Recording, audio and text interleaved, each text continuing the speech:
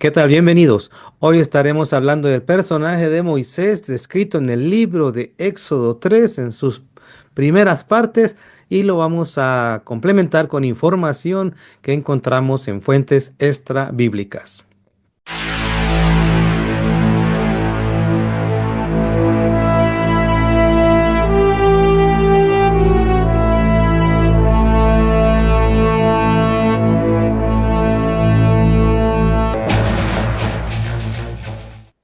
En el libro de Éxodo capítulo número 2 encontramos cómo un matrimonio de la tribu de Leví tienen un hijo aparte de Miriam y de Aarón, al que conocemos hoy en día como Moisés, y este tuvo que ser escondido por 3 días, como lo narra en el capítulo 2, versículo número 3, y dice lo siguiente. Cuando ya no pudo ocultarlo más, tomó una canasta de juncos de papiro y la recubrió con brea y resina para hacerla resistente al agua. Después puso al niño en la canasta y lo acomodó entre los juncos a la orilla del río Nilo. La hermana del bebé, Miriam, se mantuvo a cierta distancia para ver qué le pasaría al niño. Al poco tiempo, la hija de Faraón bajó a bañarse en el río y sus sirvientas se paseaban por la orilla. Cuando la princesa vio la canasta entre los juncos, mandó a su criada para que se la trajera. Al abrir la canasta, la princesa vio al bebé. El niño lloraba y ella sintió lástima por él. Seguramente es un niño hebreo, dijo. Entonces la hermana del bebé se acercó a la princesa. ¿Quieres que vaya a buscar a una mujer hebrea para que le amamante al bebé? Le preguntó.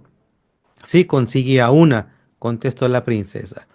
Entonces la muchacha fue y llamó a su madre, a la madre del bebé, y le dijo, toma a este niño y dale el pecho por mí. Y le dijo la princesa a la madre del niño, te pagaré por su ayuda. Así que la madre fue con el bebé a su casa y lo amamantó. Años más tarde, cuando el niño creció, ella se lo devolvió a la hija de Faraón, quien lo adoptó como su propio hijo y lo llamó Moisés, pues explicó, lo saqué del agua. Esta narrativa que sin duda usted ya la conoce, pues nos narra que el hecho cuando Faraón decreta la pena de muerte a todo varoncito que vaya naciendo y que la mujer, en este caso la esposa de Amram, busca preservar la vida de este niño y lo deposita en una pequeña embarcación, una recipiente, y que una joven que es descrita como la princesa de Faraón, una de las hijas de Faraón, pues rescata a ese bebé. En los textos que con el tiempo se descubrieron en Qumran, eh, descubrimientos arqueológicos que empezaban a abordarse a salir desde 1947 hasta finales de 1956, uno de esos libros, llamado el libro de los jubileos, nos da información que nos permite ver la visión de los judíos en época del Segundo Templo, cómo percibían estos personajes, cómo lo enriquecían con comentarios o cuál era su perspectiva ante las preguntas, ¿no? Por ejemplo, ¿cómo se llamó la hija de Faraón? Que en el texto del libro de Éxodo, pues no tenemos ninguna información, ni a lo largo de toda la Biblia en el Tanaj. Sin embargo, en el libro de los jubileos encontramos una información que es la siguiente.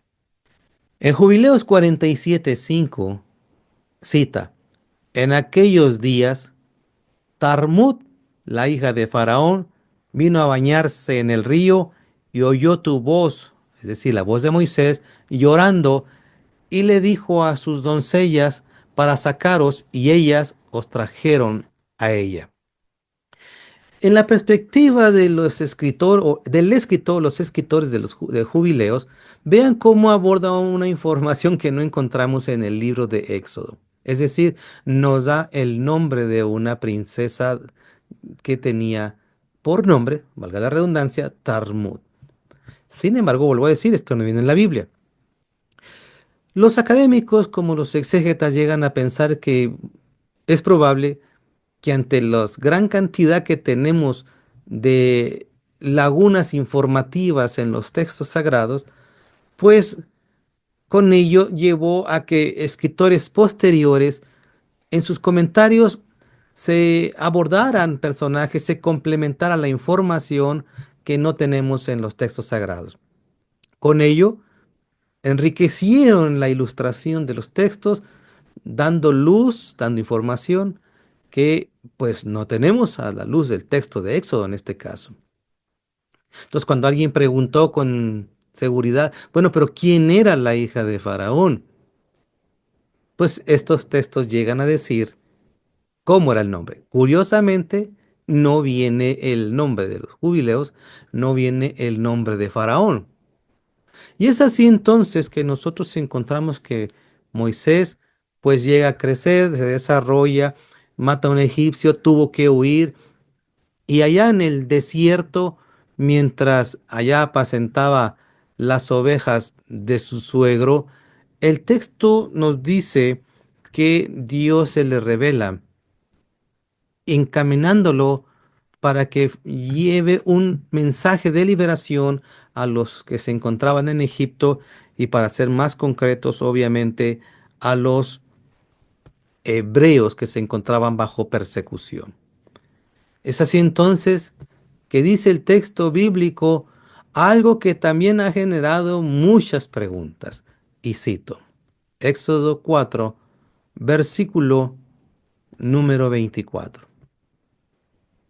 Rumbo a Egipto, en un lugar donde Moisés se detuvo con su familia para pasar la noche, el Señor enfrentó a Moisés y estuvo a punto de matarlo. Este texto desde luego ha generado muchas preguntas. Usted puede ver comentarios y va a encontrar muy parecido a la información en algunos de ellos, como es, quizá se debió a que como profeta y como siervo de Dios con una misión, él estaba obligado a cumplir los preceptos y no había circuncidado a uno de sus hijos. Y debido a ello, es por eso que cita el texto en Éxodo que su esposa Séfora, tomando un cuchillo pedernal, circuncida a uno de sus hijos. Pero no nos dice el texto literalmente por qué Dios mismo quiso matar a Moisés. Algunos exponentes, como acabo de expresar, simplemente dan esta posible solución de que fue este por eso de la circuncisión. Sin embargo, en textos extrabíblicos, tratando de eximir de responsabilidad a Dios, se nombra un responsable directo omitiendo lo antes escrito en el Éxodo 4 a Dios mismo. Sí, aunque usted no lo crea, se trata de responsabilizar a alguien más y lo vamos a ver allí en el libro de Jubileos 48 que dice lo siguiente en el versículo número 2. Y tú mismo sabes, es decir, hablándole a Moisés, lo que te habló en el monte Sinaí y lo que el príncipe Mastema o Mastema deseaba hacer contigo cuando estabas de regreso a Egipto.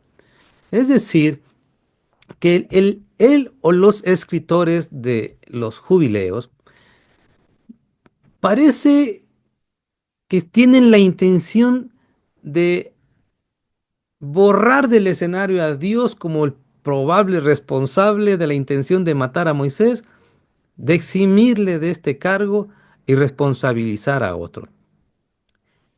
Y ese otro, en los textos tanto enoquianos como el segundo y el tercer libro de Enoc, Mencionan a un ser llamado Mastema o a Satán, y que qué mejor persona que echarle la culpa, ¿no? O qué mejor ser a quien responsabilizar. Y es así que encontramos que los escritores o el escritor de Jubileos, en vez de decir o citar, como dice en Éxodo 4, que fue Dios mismo el que quiso matar a Moisés, responsabiliza a Mastema y de hecho,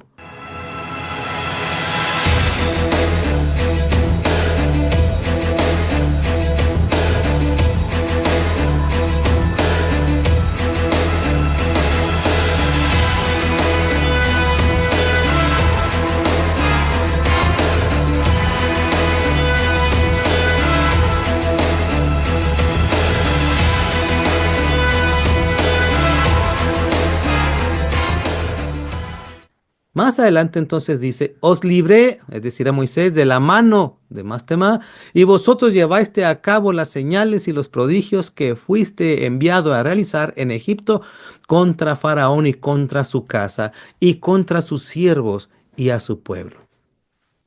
Los esfuerzos de él o los escritores de Jubileos por borrar como presunto responsable a Dios según Éxodo 4 y poner en ese lugar como responsable a este ser Mastema que llegó a evolucionar al personaje de Satanás o el diablo, nos indica cómo se evolucionan los comentarios rabínicos, cómo buscan aportar, enriquecer, dar luz, darle quizás hasta coherencia, llenar los vacíos de información que hace falta porque el texto bíblico pues es carente de información más allá de la que tenemos. Por ejemplo, ¿quién no ha preguntado con quién se casó Caín? Un ejemplo. Y que estos libros que han sido catalogados como pues no canónicos, no autorizados, porque son muy posteriores a la redacción de lo que tenemos del Tanaj. Entonces, estos libros buscan llenar esta información que no tenemos en el texto sagrado. Volviendo entonces al caso de Moisés, que nos describe que conforme iba haciendo los prodigios, las señales, por ejemplo, de las 10 plagas, liberar a Israel, pasarlo por el mar de los juncos, llevarlo al desierto al pueblo y luego llevar al pueblo ante la presencia del Señor para que recibieran las tablas de la ley. Vemos nosotros también que más adelantito, cuando el pueblo en su idolatría tuvo que Moisés quebrar las tablas de la ley porque se había cometido un gravísimo error, es decir, habían pecado y pues no se pudo aguantar Moisés y quebró estas tablas. Más adelante, entonces el texto de el libro de Éxodo 34 nos narra lo siguiente de cuando Moisés vuelve a subir para que le entregue Dios una vez más por dedo de Dios escrito en tablas los mandamientos. Y dice lo siguiente en el capítulo 34, versículo número 2: prepárate para subir al monte Sinaí mañana temprano y preséntate delante de mí en la cima del monte. ¿Cuál era la intención? Dice entonces Moisés talló 2 tablas de piedra como las primeras. Temprano en la mañana subió al monte Sinaí tal como el Señor le había ordenado, con las 2 tablas de piedra en su mano. Obviamente, como sabemos, el Eterno hizo maravillas y volvió una vez más a poner ahí los mandamientos en estas tablas que habían sido quebradas en las anteriores, y debido a ello pues era necesario unas nuevas. Ahora, el texto, conforme lo vamos leyendo, nos señala algo que pasó en la persona del profeta Moisés. Porque cuando desciende, dice lo siguiente. Cuando Moisés descendió del monte Sinaí con las dos tablas de piedra grabadas con las condiciones del pacto, no se daba cuenta de que su rostro resplandecía porque había hablado con el Señor. Así que cuando Aarón y el pueblo de Israel vieron el resplandor del rostro de Moisés, tuvieron miedo de acercarse a él. Sin embargo, Moisés llamó a Aarón y a sus jefes a la comunidad, les pidió que se acercaran y él habló con ellos. Según nosotros vamos leyendo, nos dice que Moisés al terminar de hablar con ellos, se cubrió el rostro con un velo y cada vez que entraba en la carpa para encontrarse con Dios, se quitaba el velo para poder hacer una plática con el Señor y obviamente así salía y miraba en el rostro brillando una vez más de Moisés y él se volvía a cubrir. No hay más información bíblicamente de cómo era, qué alcance tenía, eh, si era más en torno a su cuerpo más o solamente su rostro, salvo dice el rostro. En los descubrimientos también que hoy tenemos al alcance, uno de esos libros llamado el tercer libro de Enoc, de hecho, eh, cuando cita acerca del brillo del rostro de Moisés, lo pone de una magnitud todavía más amplia. Y vamos a citarlo para que usted lo pueda leer. En el tercer libro de Enoc, en el capítulo 15b, versículo 5, cita: Entonces Metatrón, el príncipe de la presencia, dijo a Moisés, hijo de Amram, no temas, pues ahora Dios se deleita en ti y pide tu deseo de la gloria y de la majestad, pues tu rostro brilla desde un extremo del mundo hasta el otro. Ahora ya no solamente brillaban a nivel local, ahí frente a los que estaban frente a Moisés, sino que el escritor o los escritores del libro de Enoc tercero lo potencializan, lo magnifican y dicen de un lado hacia el otro. Uno de los fenómenos que vemos en la literatura extrabíblica, literatura judía, como es el libro de Enoc 1, 2, 3, Jubileos y otros, los personajes bíblicos cobran un simbolismo muy importante. Son sacados de su círculo humano natural y elevados o espiritualizados a un nivel superior, muy alto. Ponerlos diferente en relación al ser humano. Quizá valga decir que pareciera que cobraran un grado de divinidad. Y de hecho, en algunos otros textos encontramos así. Expertos académicos han señalado que estos escritores, cuando abordan a los personajes bíblicos, les gustaba señalar cualidades extrahumanas de estos personajes, ponerlos más encima de un ser humano. Por otro, quizás valga decir, un iluminado especial. Así es que en la literatura bíblica, cuando un ser, un humano o una persona es llamada por Dios para hacer un encargo particular, en la literatura hebrea extrabíblica siempre busca exaltarlo, más allá de lo que a veces encontramos en el texto. Levantarlo a tal nivel para ponerlo por encima. Con ello, decir que ese hombre tenía cualidades directamente de parte de Dios y no es comparable a ningún otro humano.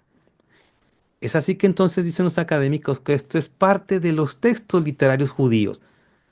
Es normal encontrar que se exacerban los comentarios, se enriquecen los comentarios para decir, estos personajes eran superiores, estos personajes eran talentosísimos, estos personajes eran iluminados. y tan cercanos a Dios como ningún otro. Quizá le llamó la atención que yo dije Metatron, otro personaje al que quizá hablemos en otra ocasión, de que Enoc, aquel que dice las escrituras que fue llevado antes del diluvio, en textos como los antes citados de Enoc 1, 2 y 3, lo van evolucionando y enriqueciendo sobre su evolución espiritual hasta ponerlo como el ángel de la presencia al lado de Dios mismo y que el que se encargará de los juicios. Es decir, escaló, escaló, escaló en la mentalidad hebrea. Esto nos lleva entonces a confirmar lo que grandes exponentes como el caso de el doctor Antonio Piñero o el caso de el doctor Adolfo Royman, que cuando vemos los evangelios y cómo hablan del personaje central llamado Jesús de Nazaret o Yeshua, las características de caminar sobre el agua, de que se transfigura y que se eleva hacia el cielo, es parte de la literatura judía de decir, no era común. O como dice en el libro de Juan, vimos su gloria y gloria sin igual. Es decir, que es parte de la literatura judía de señalar, este ser no era común. Este individuo no es un humano ordinario.